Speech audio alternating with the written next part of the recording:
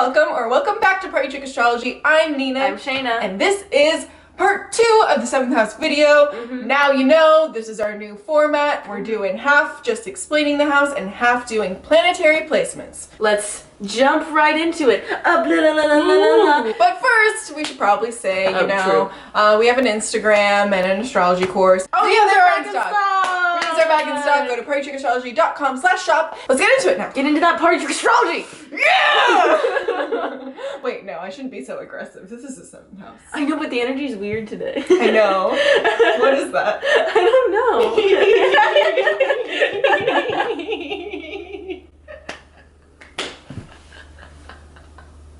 I loved it. I loved it so much. Ready? Yeah. 7th house sun. I have this placement. The sun obviously wants to be in the 1st house, as we know, but when it's in the 7th house, it's in the house of the others. These are the kind of people that feel like they don't really have an ego, they don't really associate it with, not saying that you don't, but you just don't associate yourself with having one or having a strong one, or you feel like it can be very maybe weak or changeable, but you're very influenced by who's around you, and relationships are going to be a big focus in your life. That is relationships of all kinds. Honestly, that is just anybody else that you talk, maybe one-on-one with. Because it happens from a young age. Yeah. So obviously you're not in romantic relationships from a young age, so you're already going to start with your best friend, kind of trying to look for your ego in that person. Yeah, because your ego is going to be denied as a child. And that's going to be why it's going to be in the 7th house. You're always going to be kind of told, like, well, what about the other person? Don't forget about them. How does this affect them? You will feel like what you think about a situation, your opinion, your take on the situation, on anything, your viewpoint is invalid. It's a lot of invalidation when your sun is in the 7th house, because you're constantly going to be putting other people's egos first. Yeah, you're just going to assume that everyone else is right. Yeah, that's a big thing. And so this is going to be a very trusting position, because you're automatically going to be like, I don't know what the fuck I'm doing. I don't know who am I to have any validity to say or do anything, really, and stand up for that. But everybody else kind of can talk with quite a lot of surety about themselves. So yeah, they must be right, because they see. I would never say anything that, like, I wasn't 100% sure about. Like, if I say something, I'm 100% sure about it. So, like, that's what everybody else would. Just because you can't figure out who you are and pinpoint, it's going to be very hard. You are going to find yourself through others. The 7th house is all about reflection, and it's all about the shadow side. So Alyssa Sharp also put it really well, where it's like your ascendant is like what's in front of you. You put on your ascendant, it's what you're consciously doing, even if you don't like your ascendant. You're consciously kind of doing it. You have to. You don't really have much of another choice. But what you aren't aware of is your shadow side, which is what's behind you. And so people see your ego. What's floating around behind you. Other people can see that, and you can't. And what you need is for other people to show it to you. This is ultimate, like, projection, you know? You are drawn to people who are emulating things that you want to emulate. You want to emulate, and that you have in you, but you don't know how to access without that person bringing it out in you. They can easily get caught up in people and feel like they need to be like that person that they chose, or that idol, or that figure, or whatever, because it could also be, maybe you were super into movies, right? And then you did that with characters, and you got super into TV characters or comic books. It could be with that kind of stuff too. You just feel like you need to find your sense of self through something that's not you, because what is you? Yeah.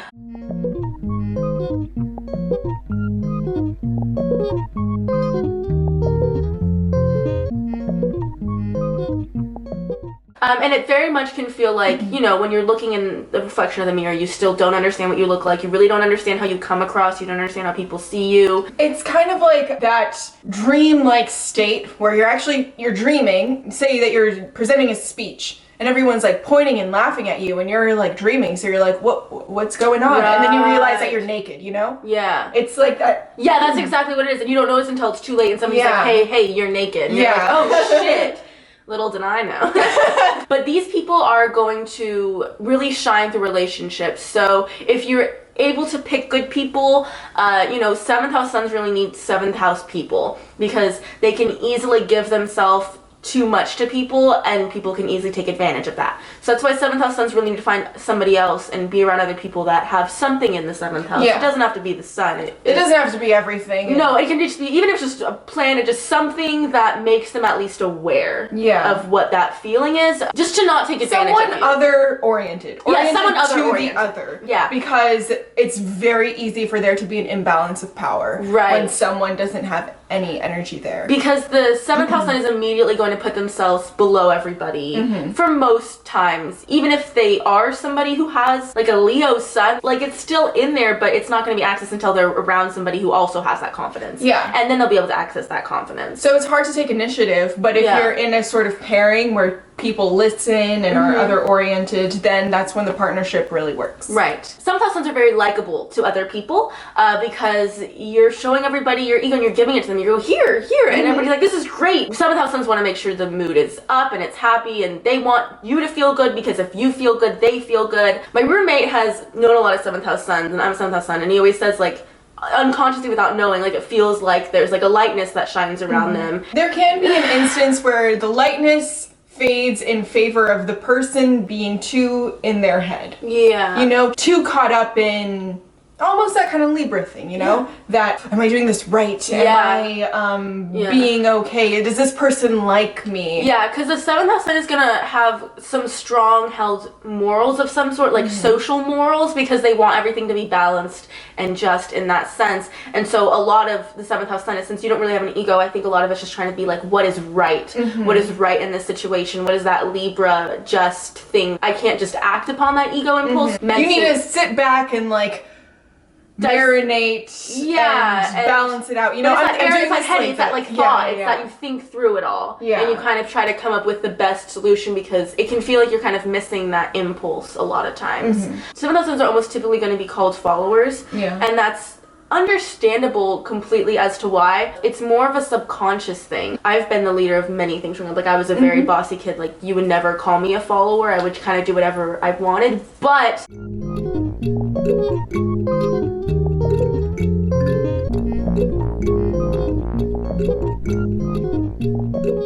7th house people, 7th house suns are not the fiery instigator or defensive. It's not the defensive thing. It's like defending proud thing. Yeah, kind of person. So 7th house suns are really good at taking direction, taking in what the other person has to say. And taking criticism. Yeah, taking criticism, not blocking out what the other person has to say. Where that kind of like proud, typical leadery thing comes in, which you could even argue that this kind of receptive energy is more leadery than someone who's proud and one of my greatest strong suits, I think, is because there can feel like a lack of an ego, and as terrible as it is most of the time, the one good thing that comes with it is that you can be very unbiased towards yourself and towards everything, because you're like, I don't know for sure, so I'll take in what you have to say and I'll listen, and it's not going to hurt me because I just want to know what the truth is. Exactly. It's a really receptive energy. So you're going to be open to what other people have to say. That's in its highest vibrating level. Obviously a lower vibration of that is just being too receptive and to the point of like, you know, become people. Exactly. You can completely just lose yourself and become another person subconsciously, and they can completely take over your life, and you can lose yourself within people so easily. Yeah, you're probably like the a sponge. It's like I'm such a sponge, and I've had to spend a lot of time being like, okay, I can be a sponge, but like I need some building blocks here. Exactly. But probably as a kid, you were the one who's like, Sarah's copying me, or Janie's copying me, you know? Was that a big deal to you as a kid when people copied? Yeah, that was. Yeah. But I always knew that I was the person that would accidentally copy people, and I hated it. So I would do everything I could to try to not copy people. But no matter what, when you're a 7th house sun, it will always seem like you're copying somebody. Just because you don't have that assertion. People can definitely take your ego and go, no, you are like this. And there is a lot of projection that comes. And also with the 7th house sun, you are easily forgotten about in a lot of ways. And you're just kind of used to it, to where it used to be I was just very easily stepped on and very easily like manipulated, and I can still be, but now I'm trying to turn it into like I'm able to give my friends their space. But definitely as a kid it was a lot more of a insecurity, like I'll do anything because you're my friend. I'll give myself over to you because it feels like, why are you being my friend? I don't really know, so I'm going to do everything I can to keep you. The thing is, what can happen is that it's hard for you to take up space, and that's why you're easily looked thrown over. away, yeah. At least I can feel this way. Like, once I do choose to take up space or do choose to do this for myself, it can be very much quickly like, whoa, you have a really big ego, you are very prideful, you are so just up in yourself. Like, because they see your ego so strongly, kind of trailing off, but when you do show it, it can be even more, so that's going to invalidate that even more. Because it's like, we get enough of that, we know! And you're like, I don't get any of it, you get it all! The thing with the 7th house is neither party is ever right. You know, if I were to be like, I'm not like this, I don't have an ego, and then the 7th person would be like, yeah, you do have an ego, we're both wrong. It's just our perception of it. Right. That's, I'd say 7th house sun. And 7th house moon. Oh Shaina also has. Probably your mother or your parents or your guardian, whenever you came to them in an emotional situation, it was very quickly like, well, what about the other person? How did you make the other person feel? Don't forget about their feelings. Like, if I were to come and complain to my parents about how a teacher did blah, blah, blah to me, because, like, classic Saturn in the 10th house, right? So it's constantly complaining about that stuff. My parents would be like, well, how do you think your teacher felt? Well, you know, your teacher's had a rough day, and don't forget it, da-da-da-da. And it was always like, don't forget about the other person. Exactly. So you're socialized not to have emotions until you've contemplated the other. And then somebody else has to validate exactly that. So you can feel, if you don't have any support for your emotions by someone else, it can be very hard to feel them, whether that's actually only feeling the death of someone because your loved one reacts to that, or whether that's you're upset with someone but you have to take into account that they also feel upset and you maybe did them wrong and blah blah blah. And also my roommate also 7th house moon, and his mom wasn't like, don't forget about the other people. His mom was like, don't forget about me. Well, what about, how do you think that affected me? Like, how do you think that hurts my emotions and my feelings? And that could also be another way that you're in the 7th house. Very receptive. 7th house moons definitely have a way of, they want the mood to always be fine, because the second things are a little off. You're going to feel that. If somebody is sad, you're going to be sad. If somebody's happy, you're going to be happy. And so 7th house moons definitely can get into a way of wanting to, like, manipulate the situation to be all hunky-dory again. That could also be due to a misunderstanding of other people's emotions as well. Yeah. Like, I definitely did that as a kid without realizing that's what I was doing, just because I thought, oh, we all want everything to be okay, don't we? So, like, we've got to make everybody okay. Like, and not understanding that people need that time to have that emotional response, because you never would give yourself that. Yeah, another thing is with it being on your shadow side, I'll always hear 7th house moon saying like, oh, I'm not so emotional. Like, I'm not that emotional. And the reaction from everyone around them, including me, is like, really?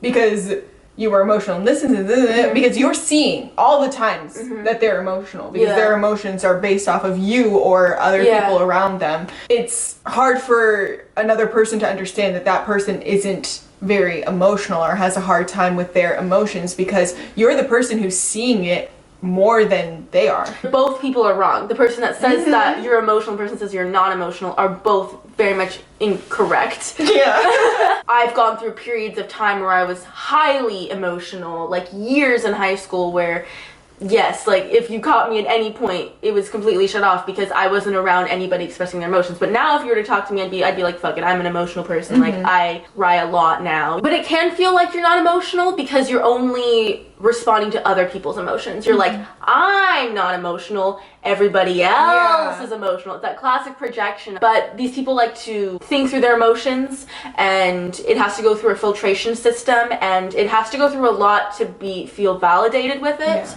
And that's the biggest thing with the 7th house moon, is there's going to be a lot of emotional invalidation when you're growing up, of always like somebody else is going through something worse. That's going to be like the number one thing that you tell yourself whenever you're feeling anything, is like, all the people that have it worse, all that other stuff. And so because somebody will always have it worse, you'll never be able to validate your own emotions. You need it reflected back to you. When you are going through something, you have to go up to someone and be like, hey, is this reasonable? Can I feel this way? And then because it's in the Libra house, and Libra's an air sign, it's just like thinking.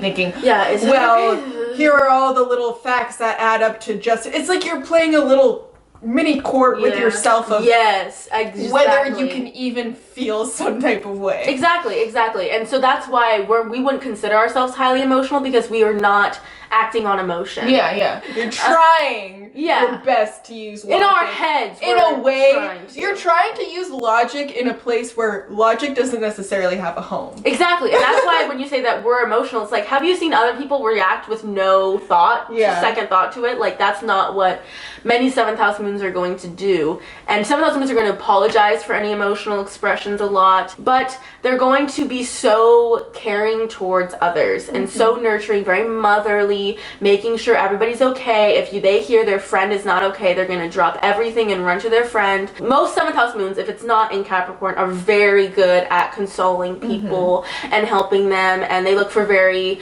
motherly and nurturing figures as well. You're going to be attracted to somebody much more feminine, much more emotional, because if you are attracted to somebody more emotional, then they'll be able to show you your Exactly. emotions. They're projecting and the they're thing going to validate it. They're validating your shadow side, like we talked about with the art of seduction. 7th house moons are sensitive, but they're sensitive in a different way than you think of sensitive. They're very perceptive, receptive. Yeah, exactly. That's just because I've Neptune my 7th house, but it can feel very psychically receptive sometimes, like emotionally. Mercury! I'm gonna see this. Now it's my turn! I have Mercury in the 7th house, and as far as planets in my 7th house go, I'm not that mad at Mercury. I already have my Mercury in Capricorn, so I'm already thinking a lot about how to get my words across in an efficient way. But not only that, with it in the 7th house, I'm trying my best to get it out in the most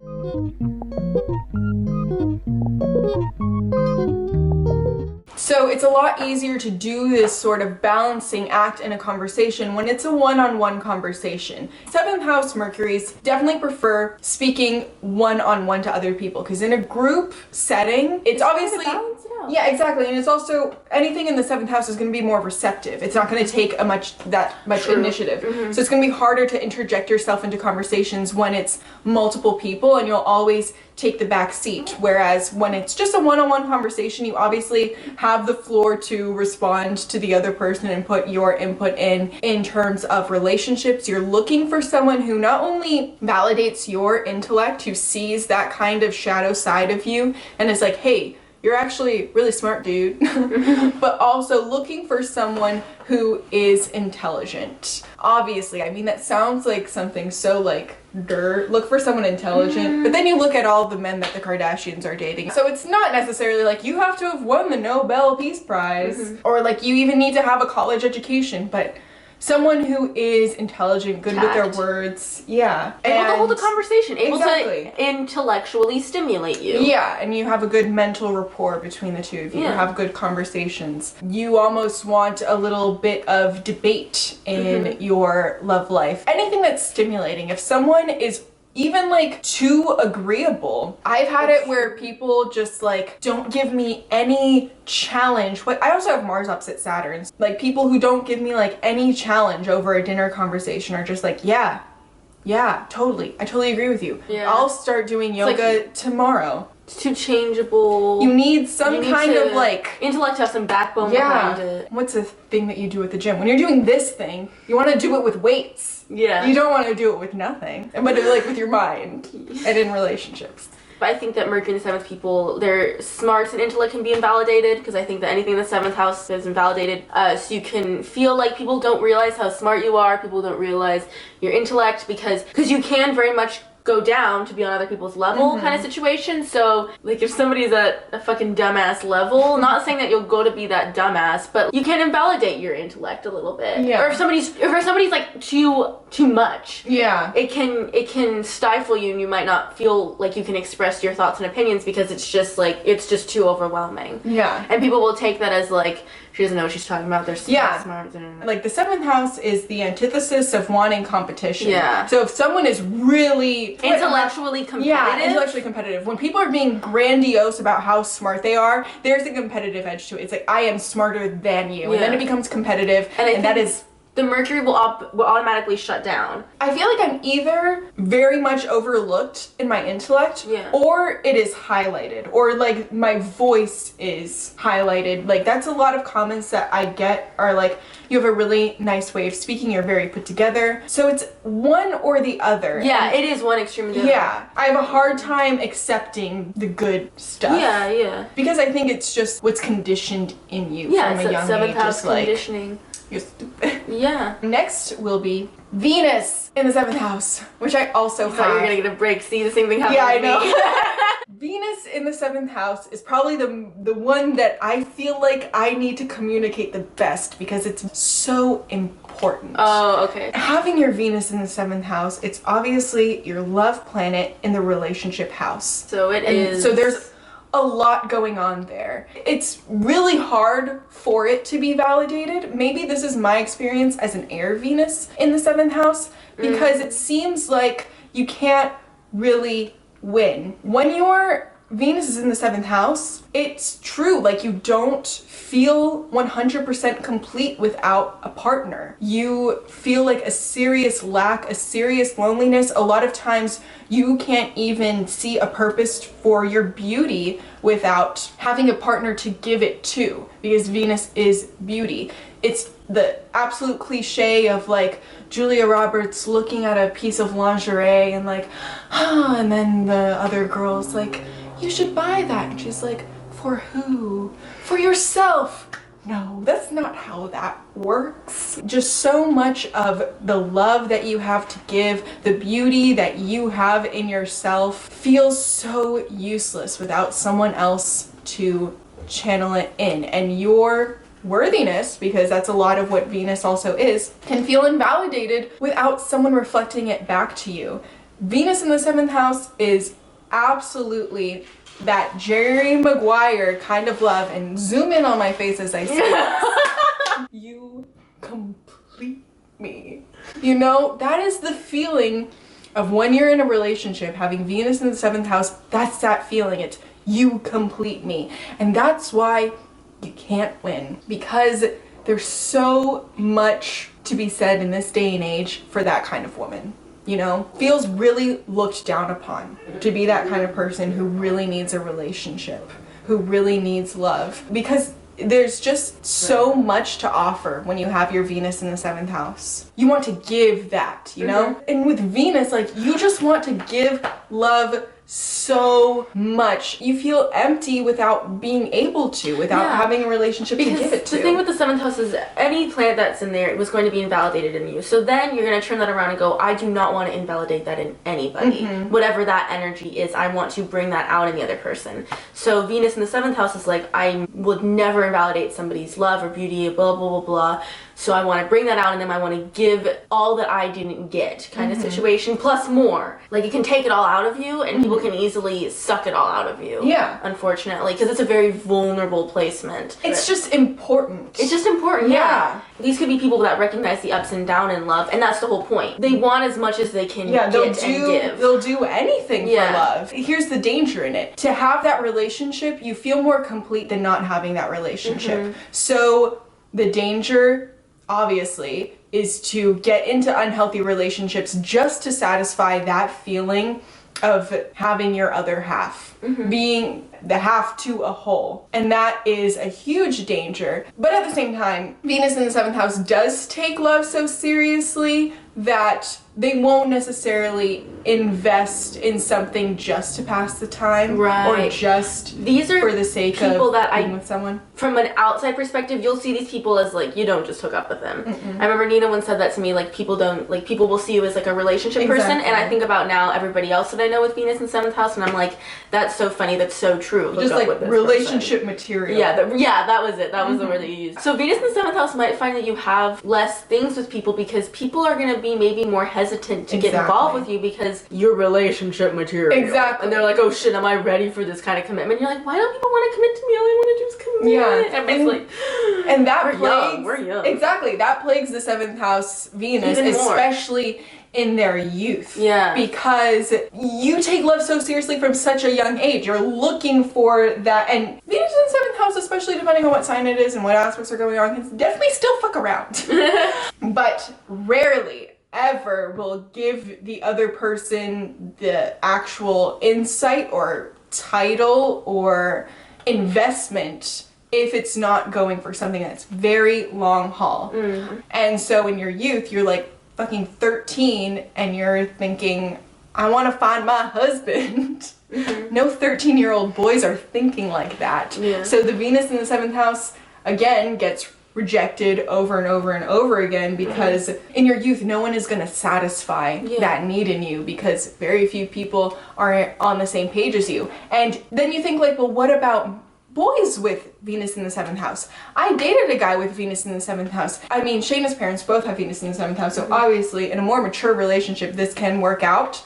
But when you're young, being with a guy with Venus in the 7th house, when you have Venus in the 7th house and you can give everything that you can, it's still very overwhelming to them because they're not used to that kind of validation. Oh, and they're so used to having to be, the beta, having to be the person to give and give and give, that if you show up with all this love that you have to give, you can still be rejected by someone with Venus in the 7th house because they can't accept your love because they're not used to that kind of validation. I don't deserve this much love. Exactly. Yeah.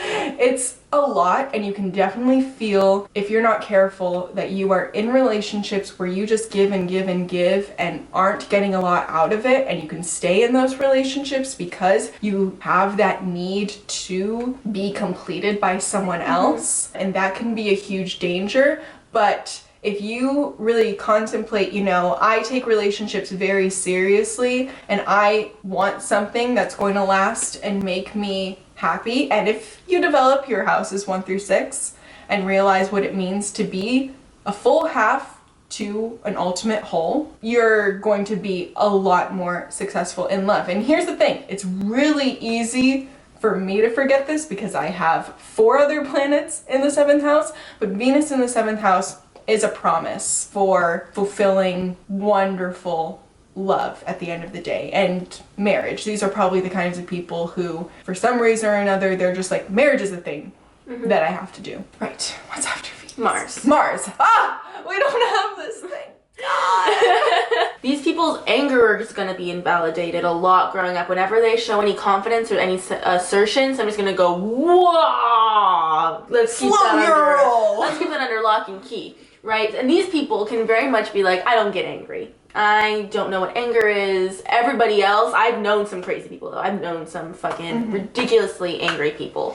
And they just get me, I don't know what it is. They bring it out in me. But I swear I'm not the angry one. It's always them. Or they'll be like, you don't want to see me when I'm angry. They'll be like, very few people have seen me when I'm angry. Because what'll happen is that you'll get into relationships or find certain people who bring it out in you for whatever reason. I haven't really exactly figured out why it is that certain people's Mars in the 7th house get activated. It can be because they're a very fiery, aggressive person, or it can be that because Mars in the 7th house feels so invalidated in their anger, sometimes they need to find someone weaker to be with, so that they finally have some kind of dominance over someone else. And they can very easily take out all of their anger on one person, on one romantic relationship. These are definitely the people that, at school or at work, they're going to be known as like the chillest, calmest person. But then behind closed doors, when you kind of really get to know that person, you're going to think they're a bit of a hothead. And they're going to be a bit testy. We say in our Mars in the 4th house video how we both kind of only express our anger, in the comfort of our own home, and that usually means the people we love. The same thing goes for Mars in the 7th,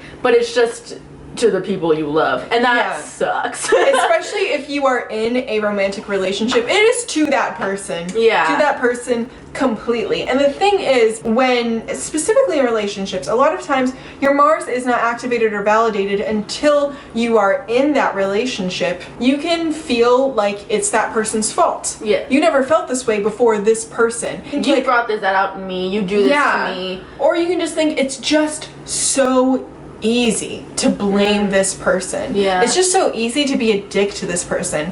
I dated someone with Mars in the 7th house, and that's what I got all the time. It's just like, it's so easy to be mean to you. It's crazy. It's like, I'm so glad I found you. It's so easy to just be a dick to you. I never felt this way before I met you. Just because this person was a total beta and finally found someone who was like nice, Cancer rising, weaker than him, and was like, now I can be a dick.